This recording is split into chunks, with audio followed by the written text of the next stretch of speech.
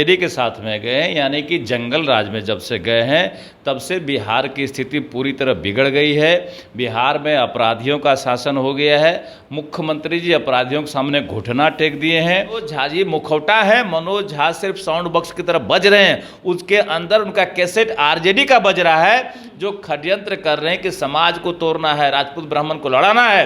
आप news foundation देख रहे हैं, मैं हूं आपके साथ वंदना।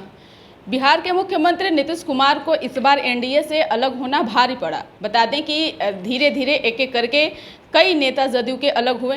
अब ऐसा स्थिति जदयू का बन चुका है कि तमाम जो जदयू से अलग हुए नेता यह दावा कर रहे हैं कि अब जदयू समाप्त के कगार पर है। इस वक्त हमारे साथ बात करने के लिए हैं बिहार सरकार में पूर्व मंत्री नीरज कुमार। क्या आपको भी यह बात लगता है कि जदयू अब समाप्त के कगार पर है? देखिए, ये मैं पहले ही से कह रहा हूँ, जब से जेडीयू एनडीए छोड़ करके आरजेडी के साथ में गए, यानी कि जंगल राज में जब से गए हैं तब से बिहार की स्थिति पूरी तरह बिगड़ गई है। बिहार में अपराधियों का शासन हो गया है। मुख्यमंत्री जी अपराधियों के सामने घुटना टेक दिए हैं।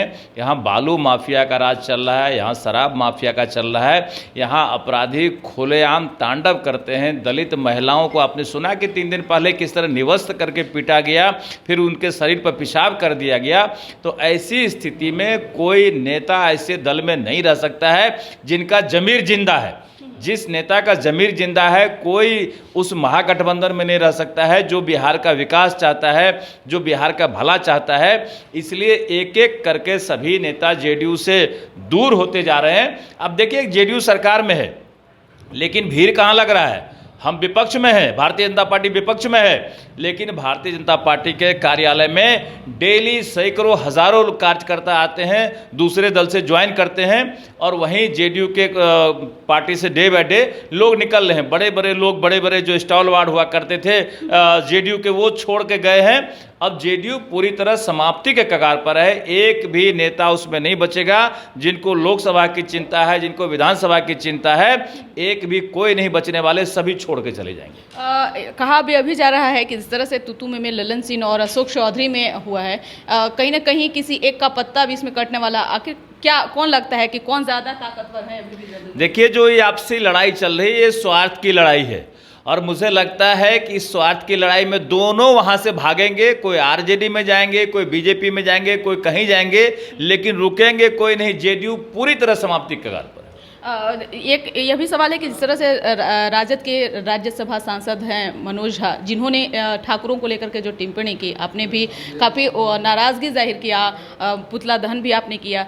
लगता है कि इस तरह का भाषा सिर्फ मनोज झा का ही हो सकता है कि कोई किसी और का हो? देखिए, आरजेडी में जो लोग हैं वो बैठ करके ये षड्यंत्र कर रहे हैं कि जिस तरह से माननीय प्रधानमंत्री जी देश में काम कर रहे हैं, जिस तरह से भारतीय जनता पार्टी का जनाधार डे बाय डे बढ़ते जा रहा है, तो इस तरह के कामों से इन लोगों का कलेजा फट रहा है। आरजेडी बेचैन है कि उनको लग रहा है कि जैसे पहले भी हमें एक भी सीट लोकसभा में नहीं मिला, अभी 0 सीट है आरजेडी के पास लोकसभा में, वही स्थिति आगे भी होने वाली है। इसलिए ये लोग षड्यंत्र कर रहे हैं कि एक समाज को दूसरे समाज से लड़ा दो, एक जात को दूसरे जात से लड़ा दो, राजपूतों को ब्राह्मण से लड़ाओ, ब्राह्मण को भूमिहार से लड़ाओ, अगरा को पिछड़ा से लड़ाओ, पिछड़ा को दलित से लड़ाओ। ये साजिश का हिस्सा है।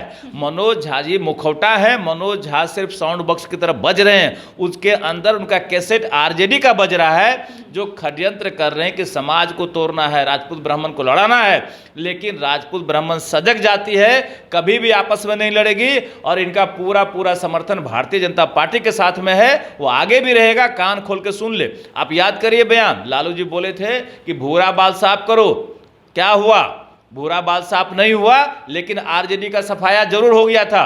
पुनः उनको मौका मिला किसी तरह सरकार में आने का, फिर ये षड्यंत्र कर रहे हैं, जात को तोड़ो, समाज को तोड़ो, और इसका परिणाम उनको भुगतना पड़ेगा। पुनः सफाया की स्थिति आगे के दिनों में हो जाएगा। नीतीश कुमार बीजेपी में क्या लगता है शामिल होंगे एनडीए में? देखिए, बीजेपी अपने काम के दम पे, माननीय प्रधानमंत्री जी के मेहनत के दम पे, जिस तरह से वो काम कर रहे हैं, बीजेपी का जनाधार इतना मजबूत हो गया है, देश दुनिया में बीजेपी को लोग इतना सम्मान दे रहा है कि जेडीयू ऐसे छोटे दल की कोई आवश्यकता नहीं है। नीतीश कुमार सड़े हुए आम की तरह हैं और जिस टोकरी में जाएंगे उस टोकरी को सड़ाने का काम करेंगे, इसलिए इनकी कोई आवश्यकता नहीं है। उनके लिए फाटक बंद है बीजेपी का, और बीजेपी अपने दम पे आने वाला 24 भी जीतेगा और 25 में भी बिहार में बीजेपी की सरकार बनेगी, यह स्पष्ट। बहुत बहुत शुक्रिया। तो आपने सुना कि क्या कुछ कहना था बिहार सरकार में पूर्व मंत्री बीजेपी विधायक नीरज कुमार बबलू का। इस पर बस इतना ही। बने रहिए न्यूज़ नेशन के साथ। धन्यवाद।